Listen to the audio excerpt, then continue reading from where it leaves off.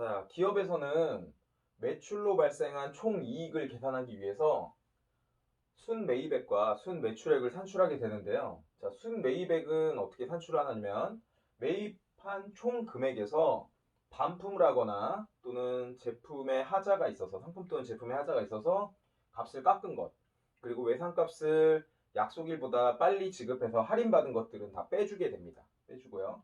그리고 매입할 때 매입과 관련된 부대 비용이 발생한다고 했었죠. 이거는 매입 금액에 포함을 시킵니다.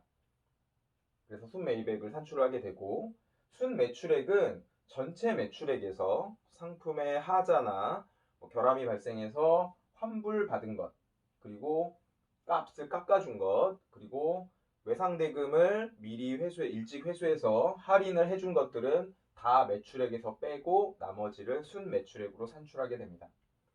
그러면 매출 시 발생하는, 만약에 부대 비용이 발생한다면, 운반비가 발생한다면 그건 어떻게 처리하냐? 매출 시 발생하는 부대 비용, 운반비 등은 운반비라는 따로 비용 계정으로 처리하게 됩니다.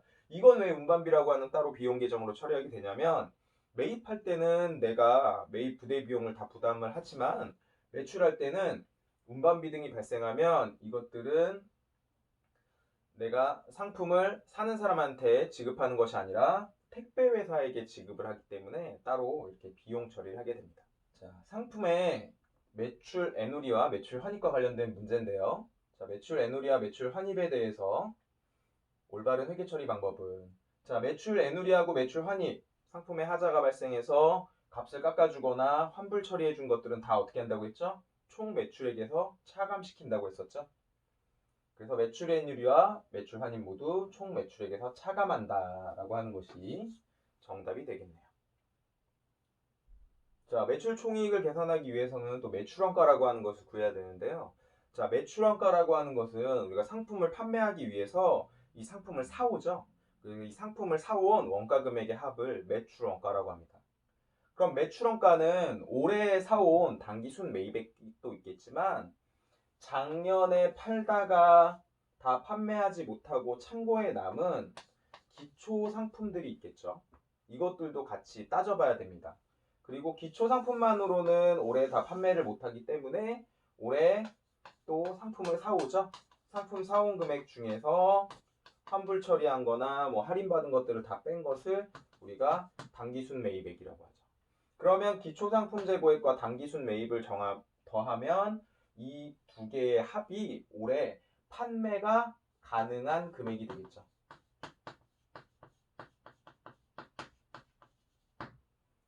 작년에 팔다 남은 것이 30만 원 있었고 올해 70만 원어치를 더 사왔다 그러면은 우리는 100만 원의 범위 내에서 판매가 가능하다라고 해서 판매 가능액이라고 합니다.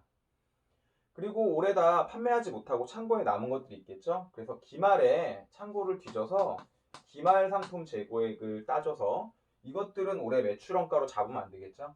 그래서 기초 상품 재고액에다가 단기순 매입액을 더해서 기말 상품 재고액을 빼주면 요만큼이 올해 발생한 매출원가가 되겠죠. 그럼 매출원가에 포함하지 않아야 되는 게 한 가지가 더 있습니다. 타계정 대체라고 하는 것이 있는데요. 상품은 원래 목적이 뭐죠? 판매하기 위해서 창고에 보유하고 있는 건데 이걸 판매하는 것 이외에 다른 것으로 쓰는 방법들이 있어요. 예를 들면 우리 회사가 참치 통조림을 파는 회사인데 이 참치 통조림을 판매하지 않고 추석 때 직원들한테 선물로 나눠줬다라고 하면 이건 판매에 쓰인 비용이 아니죠. 그래서 매출원가에서 타계정 대체는 빼주게 됩니다. 예를 들어서 상품을 주된 영업활동 이외에 상품 10만 원어치를 창고에 있는 것들을 직원들한테 추석 선물로 지급했어요. 그러면 이건 매출원가로 잡히면 안 되겠죠? 우리가 3분법에 의하면 차변에 매입이라고 하는 비용으로 잡는데 대변에 매입이라는 비용을 소멸시켜 줍니다. 10만 원어치. 그리고는 타계정 대체라고 저교에다 써놓고요. 그리고 차변에 이것들은 직원들의 복리후생을 위해서 쓰인 비용이기 때문에 복리후생비라고 하는 비용으로 처리하게 됩니다. 그래서 매출원가를 구하려면 기초상품 재고액에다가 단기순 매입액을 더하고 기말상품 재고액을 빼주고 그리고 타계정 대체까지 빼주면 매출원가를 구할 수 있겠죠. 그러면 매출 총이익을 이제 계산을 해보면 우리가 앞에서 뭐 구했죠? 매출액하고 순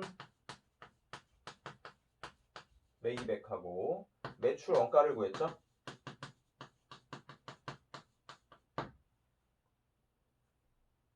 그러면 순 매출액에서 매출 원가, 전체 매출한 순수한 금액에서 매출 원가, 실제로 판매된 것들에 대한 매출 원가를 빼게 되면 뭐가 구해지게 돼요? 매출로 발생한 총이익이 구해지게 되겠죠.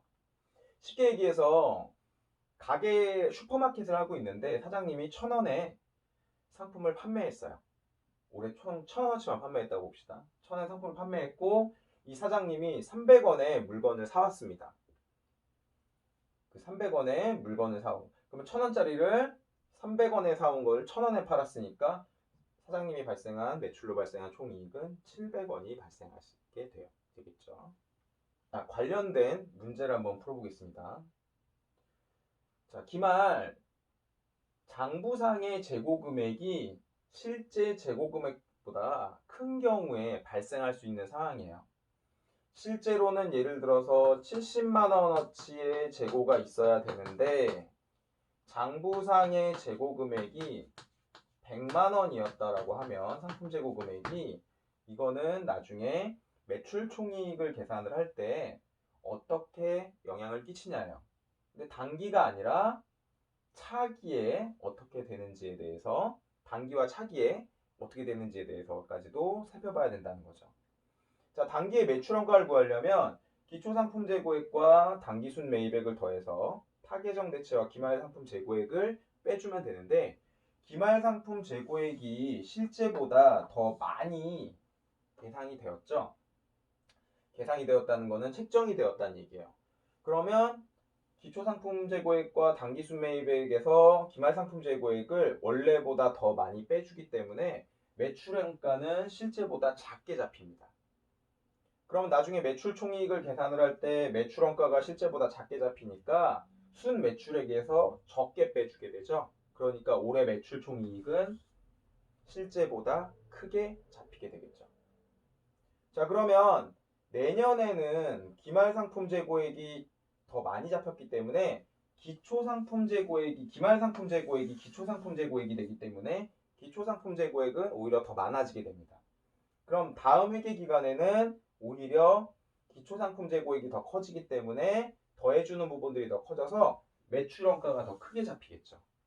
매출원가가 더 크게 잡혔다는 건 상품을 매출하는데 드는 비용이 더 크게 잡혔기 때문에 매출로 발생한 총이익은 오히려 차기에는 적게 발생한다는 거죠. 자, 그럼 문제 한번 풀어볼까요?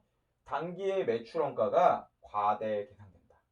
단기의 매출원가는 과대가 아니라 과소 계산이죠. 차기 매출원가가 과소 또는 과대에 해당될지 알 수 없다. 차기의 매출원가까지도 영향을 어떻게 주는지 알 수 있겠죠. 단기의 매출 총이익이 과대 계산된다. 이게 정답이네요. 단기에 기말상품 재고액이 커지면서 오히려 매출원가가 감소해서 매출 총이익은 크게 과대 계산되죠. 차기 매출 총이익이 어떻게 될지 알 수 없다. 알 수 있죠. 그래서 정답은 3번이 되겠습니다.